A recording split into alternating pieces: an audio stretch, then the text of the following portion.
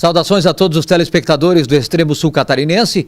Estamos de volta com o nosso programa Sala de Visitas e, é claro, nessa reta de conclusão desse primeiro período do programa, para nós é uma alegria muito grande estarmos de volta, estarmos com você e, é claro, trazendo informações importantes de pessoas que têm um histórico de dedicação, um histórico de construção, resguardo e preservação daquilo que é a história, a cultura da nossa região. Nosso Sala de Visitas de hoje, trazendo com muito carinho, não trazendo, mas nós chegando até ele, já que o nosso sala, conforme você pode perceber em casa, é um sala com um cenário diferente, já que esse cenário é da própria casa do nosso convidado. Estamos no Museu do Quati, como é conhecido, e hoje com a gente, autodidata na museologia, chamado de museólogo, mas é um autodidata, o Huberto Brinig Schlickmann, o conhecido Quati em São Luís do Gero. Seu Quati, boa noite, uma alegria tê-lo aqui no nosso sala. Boa noite, é muito prazer você estar visitando o museu aqui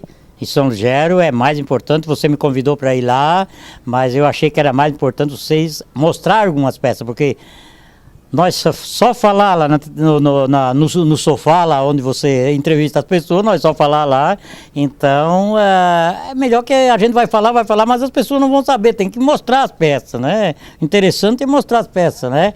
Por isso nós estamos aqui, então. É muito bom isso, então nós vamos ver depois as peças aí, vamos ver o que vamos fazer, né? Como é que começou isso na vida do Quati? Como é que começou? Eu estava trabalhando na beira-rio, aí, um lugar ali na faia, ali, daí eu encontrei umas madeiras esculpidas pela natureza no rio, porque eu gosto de trabalhar muito com as madeiras tiradas do fundo do rio, que é esculpida pela natureza, né? Aquilo eu não sou de pegar o formão ou ficar esculpindo madeira, né? Então eu gosto aquilo pegado que a natureza trabalha, então são umas peças raras que ninguém faz aquele trabalho que a água faz, né? Próprio aproveitando a matéria-prima da natureza. O né? esculpido da natureza é bem mais belo do que o esculpido pelo homem, né?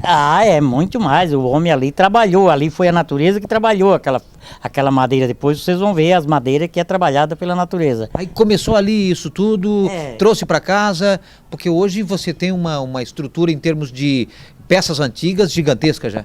Eu tenho umas 3.000 peças por aí, mais ou menos aí no museu, né? Em que ano começou isso? Eu fundei o museu em 2000, foi dia 6 de junho de 2000 eu fundei o museu. E a primeira peça as primeiras peças foram esses tocos aí trabalhados, as pedras trabalhadas pelo rio, pela água. Pela água.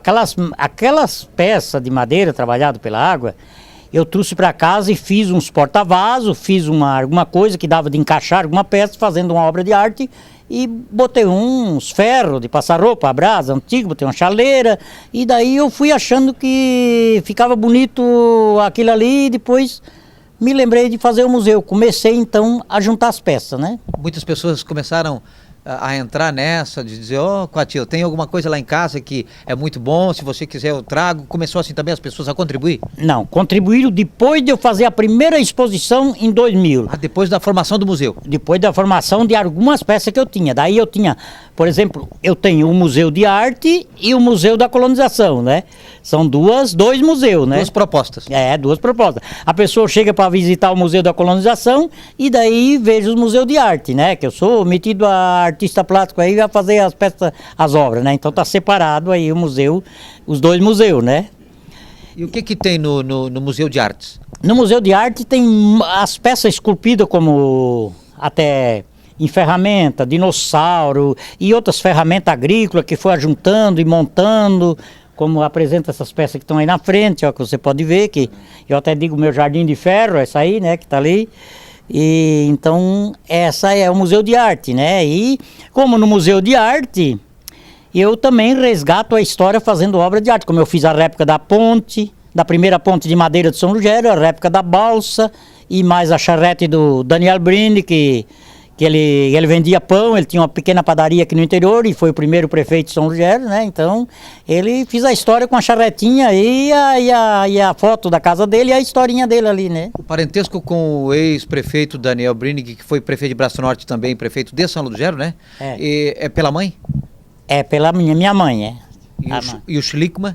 E o Schlickmann é o pai, é meu pai, Schlickmann fiscal, né? Tem 3 Schlickmann, então é conhecido a linhagem desse Schlickmann por apelido. Isso.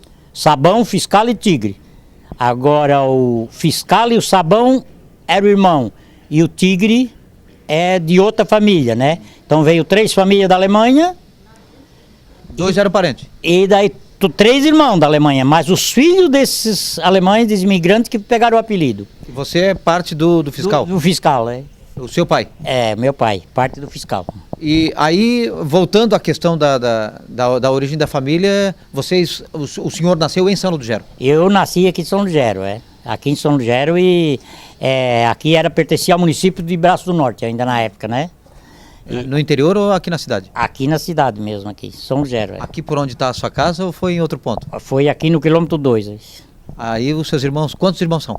Nós somos em 12. Tinha o mais velho, era o famoso Lino Vermelho. Nós somos em 12, 9 mulheres e 3 homens.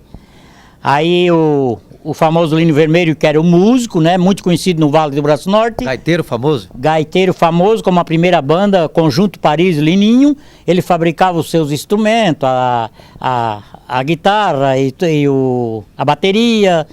Então ele fabricava em casa porque ele só tocava a gaita. Quando chegou o acordeão, quando chegou a época da Jovem Guarda, ele tinha que evoluir rapidamente para a música Jovem Guarda. E daí? O dinheiro para comprar os instrumentos. Então, vamos pegar a couro de cabrito aí, rapar o cabelo e fazer bateria, né? E ele ia na marcenaria, pegava uma prancha, fazia uma guitarra, né?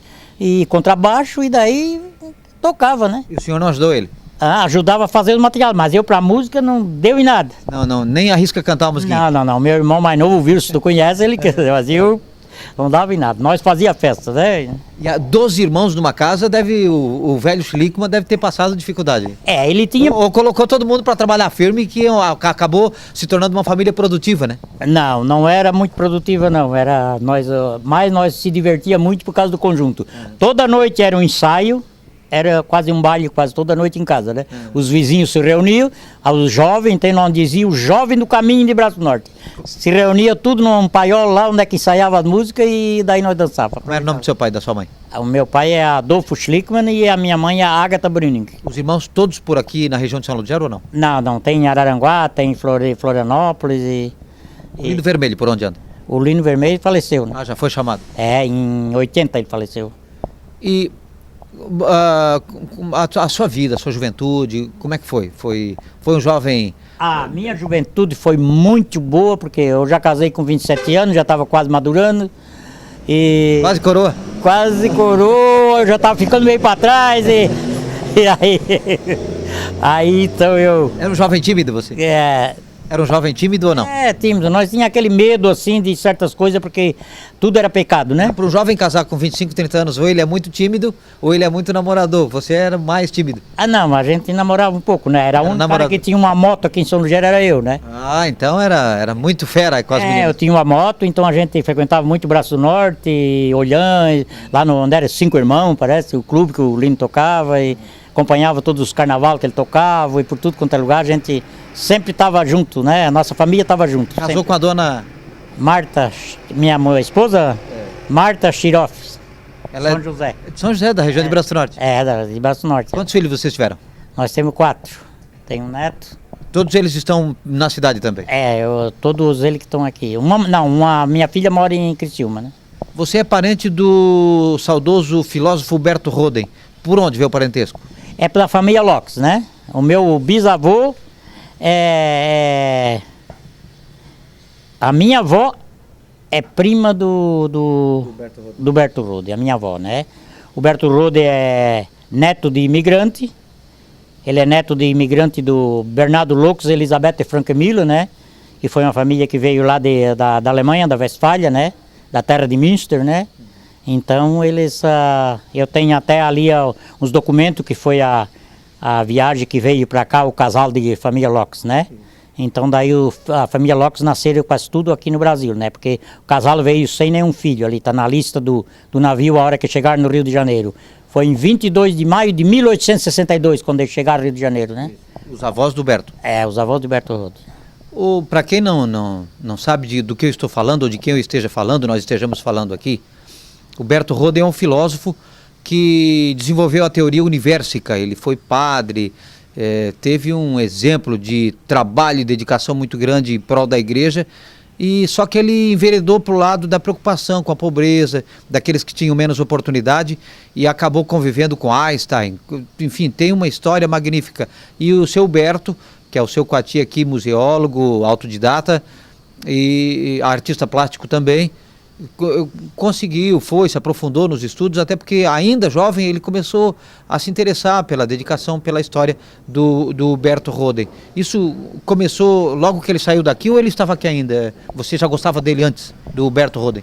Eu só fiquei sabendo que existia o Berto Roden, isso faz 13 anos que eu soube que o Berto Roden existia, senão ninguém sabia. O Berto Roden, completamente em São Lugero, ele desapareceu, porque naquela época a religião deixou de ser padre, era excluído da sociedade, até o próprio parente não gostava dele porque ele deixou de ser padre. Ele foi 25 anos padre, quando fazer a boda de ouro, ele caiu fora e começou a ser escritor. Mas antes ele já escrevia. Eu tenho um livro que ele escreveu antes de formar padre. Então, realmente é uma história importante. Nós vamos para um rápido intervalo e a gente volta já dando sequência à nossa conversa com o Berto Brüning Schlickmann, o conhecido Coati, que está conosco no Sala de Visita Especial de hoje. Um instante só e já estaremos de volta.